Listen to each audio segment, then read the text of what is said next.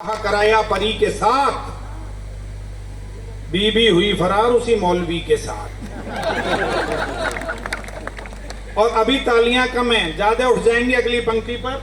ये बहुत नजदीक आना पड़ रहा है, थोड़ा दूर से आवाज पकड़ ले। जिसने मेरा निकाह कराया परी के साथ, बीबी हुई फरार उसी मौलवी के साथ। मैंने भी मारा दाव, हुआ मौलवी भी चित।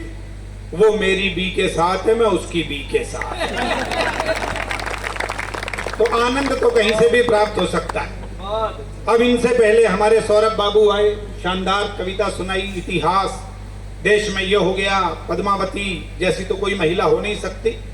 मैं कई बार सौरभ को समझाता हूं, सौरभ सारी बातें ठीक है, मैं आपसे 1000% सहमत हूं, जो आप कह रहे हो वो सब ठीक है, लेकिन ये उत्तर प्रदेश और हरियाणा में थोड़ा सा अंतर है।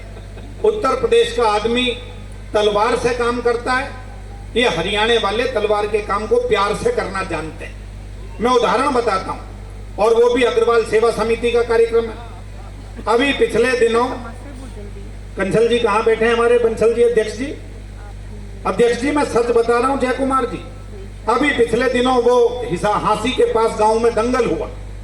एक पहलवान ने ओपन चैलेंज कर दिया, बोला इस गांव में मेरी टक्कर का कोई भी पहलवान हो तो कुश्ती में लड़कर मुझे हरा कर दिखाए। अगले का डील डॉल खली बली जैसा, देखकर ही कोई लड़ने को तैयार नहीं।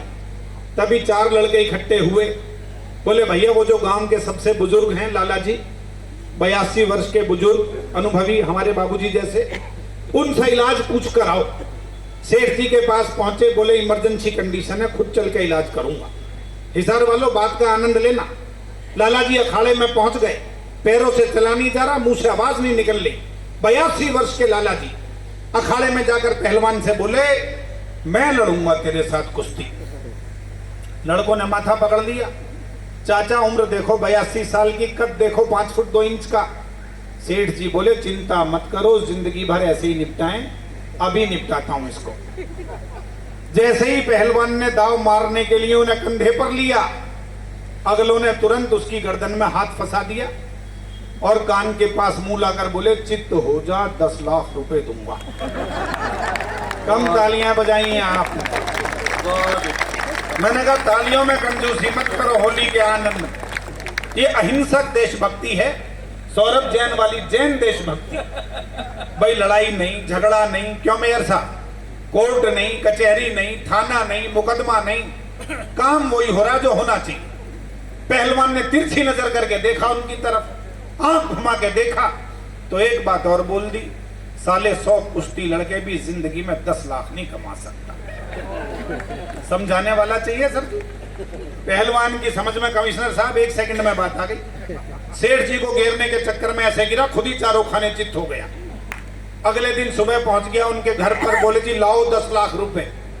लाला जी ने मुंह फेर लिया दूसरी तरफ, बोले किस बात के? पहलवान बोला जी आपने कल अखाड़े में वादा करा था।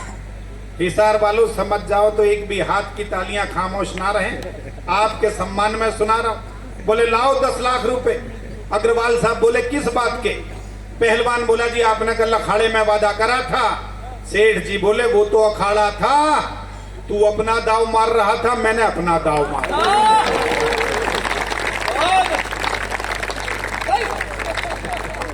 तो भावेश ये दाव है जिसका लग जाए। और मैंने बताया कि आदमी सब काम टेक्निकल तरीके से करता है। अग्रवाल आदमी जो अपनी पर आ जाए कुछ भी कर सकता है।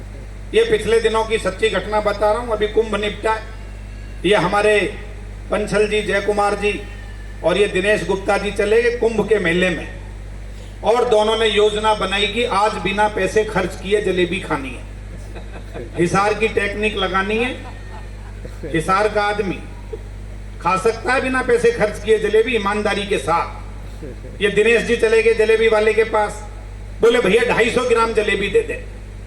उसने दिनेश जी को, गुप्ता जी को 250 ग्राम जलेबी दे दी। पीछे पीछे जय कुमार प्रधान जी चले गए, 250 ग्राम जलेबी दे दे। उसने इन्हें भी दे दी। उसे पता नहीं दोनों एक दूसरे को जानते, एक शहर के एक समिति के पदाधिकारी हैं। थोड़ी देर बाद दिनेश जी ने कहा भी तेरे यहाँ भीड़ भाड़ बहुत है, इस भीड़ भाड़ के चक्कर में मैंने जो 100 रुपए दिए वो मत भूल जाना। तो जलेबी वाला बोला जी आपने तो 100 रुपए नहीं दिए, आपने कब दिए 100 रुपए? तब तक प्रधान जी बोले भाई तुम अपने झगड़े में मेरे 500 रुपए मत बोल जाओ। तालियां बजा दो थोड़ी सी। मैंने कहा बजाओ तो कभी को भी थोड़ी सी सांस आती रहे। अब उसने घूम के देखा बंसल जी की तरफ, बोले यार आपने भी नहीं दिए 500 रुपए। फिर जलेबी वाले ने सोचा यदि मैं सबके ही मना करूंगा तो ये जो बाकी जो दूसरे ग्राहक हैं तिलक बाबू ये कहेंगे यार सारे ग्राहक झूठ नहीं बोल सकते, तू ही झूठ बोल रहा है। तो मेयर साहब उसने सोचा कम नुकसान पे मामला निपटा। दिनेश जी की तरफ देखकर बोला जी याद आ गया आपने 100 रुपए दिए थे। जय कुमार जी की तरफ घूमकर बोला जी आपने 500 रुपए नहीं दिए, बिल्कुल पक्की बात है, आप झूठ बोल रहे हो।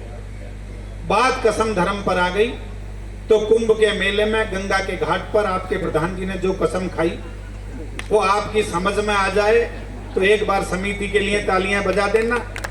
बंसल जी ने कहा कि मैं गंगा के घाट पर हाथ में गंगा जल लेकर कसम खाकर कहता हूं जैसे पैसे इसने दिए वैसे ही मैंने दिए। तो जरा एक बार तालियां उठा दीजिएगा।